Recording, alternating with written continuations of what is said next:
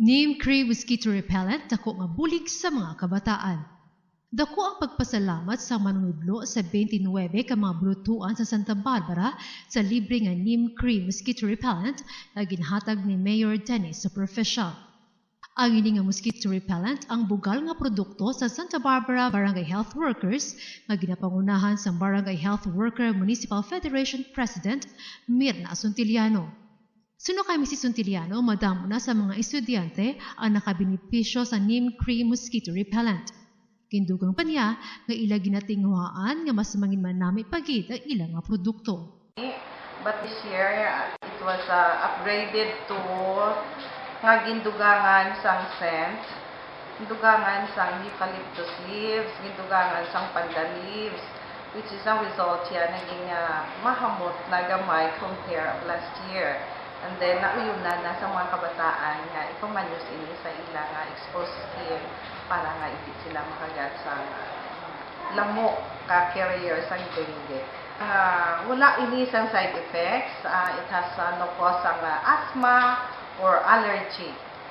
Kaya ini natural lang din nga halin sa neem leaves kag sa coconut oil. No other chemicals added. Paagi sa kay Mayor Doc Superficial, ginhatagan sila sa 10 cups per barangay school. So a total of almost 360. And halin sang last year, hasta sa Subong, so the total niya is almost 1,800 cups ang napanagtag na sa mga barangay schools. Si Mrs. Arlene Sombong, Principal 1 sa Cabugao Norte Elementary School, ang lubos nga nagapasalamat sa paghatag sa ila sang libre nga Neem Cream Mosquito Repellent. Sunod sa iya, mas maayo ini nga gamiton sa mga kabataan ikumpara sa iban nga mga mosquito repellent kay manwala ini isang side effects. Neem Cream isa ka mosquito repellent na ginapa-apply namin sa mga pupils aga kay hapon. Agod protektahan ang mga bata sa kagat sa lamok. Wala gid kami so far as I observe, wala naman sa mga kabataan nga nagreklamo kag ginakagat na sila sa lamok. Tungod ang neem cream nahimo sa dahon sang neem tree kag wala man ini sang side effect. So nagapasalamat din kami sa Mayor Dennis Superficial sa paghatag sa solusyon about sa dengue. Suno kay Mayor Dennis ang kampanya kontra dengue ang kinahanglan nga padayunon. Mag-obserbar sang kaya, kulob taklob, kag kinahanglan nga sige-sigihon ang pagpanglimpyo sang palibot. Every twice a day. Sa morning, work ang klase, and then sa hapon, ulit work klase. Okay. How is it? Kumusta? Okay. Saan na rin ka ito? Tuloy siguro? Okay. Any incidents among your children na nakalagay? May dyan ay bulig. Bakit bulig ay ito? So, pero na teachers, ilang na sila niya? 29 schools, but ang percent today is only 15. Okay. Sige, please, because we are here sa private, so yung tagal-pwede once content kayo para feel kas to. Mas may ito mo, kakala kita mo, produce lang kita dyan para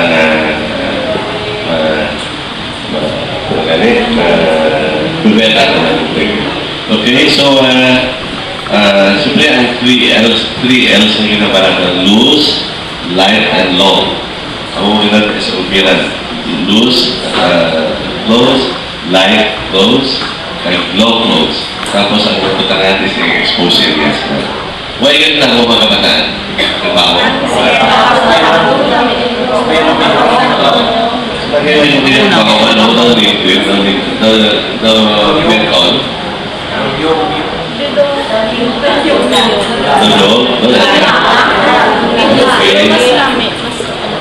Pero compared before or last year, kaya sa plan, mas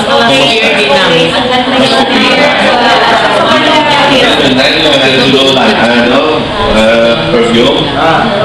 Ganito lang ang perfume. Hindi, parang ko nagatunan. Parang ko nagapanood daw than that, what about kung dulanan ng perfume? It will be more expensive siguro. Lotion? Pwede sa na? Pwede na? Amers, ano to? Why ka talagang ng lotion? Why perfume or what? May set? Gina-upgrade namin, ginabutangan namin, nasamuan namin sa eucalyptus leaves. So, medyo na-upgrade, nagiging kamay ang tao, ang ganito. Then, sa may pandan, sa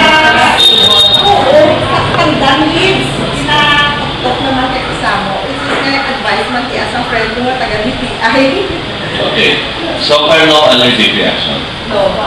Why is bata? Pakisama sa school niya. Okay? Anyway, amo na lang. So, kami because we already sent letters sa barangay and task force for dengue and tuberculosis, no? I-reactivate na. So, supposedly, hindi ako karan. Once it is in place already, sige-sige na, hindi kinalay, i-remind na masanda. Because yung wagi yan, ang programa natin, una mo lang tapos kalimutan naman. Tapos, and then, next year, tapos naman, mag-remind naman kami karanda. No? That is not the way, that is not what I'm expecting. No? Once the program is in place, it's a good thing, it should sustain itself.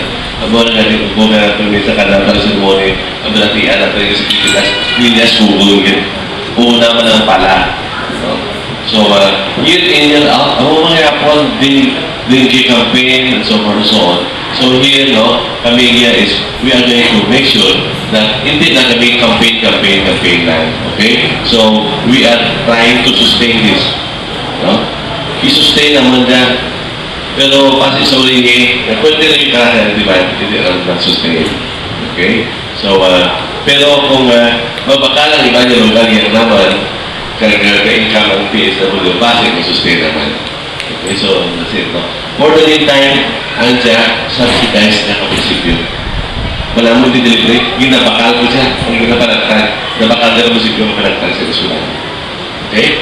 Para lang we will be having a cheaper option for prevention of mosquito bites, no?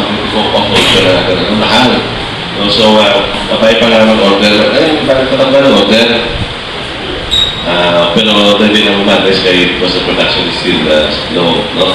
Tapos yung pumunta naman sa family. So, kasi mo kapay pa, ha? And then, again, this is not the only answer. Ang mga iba is office like cleanliness, no? Kaya tulog na lang.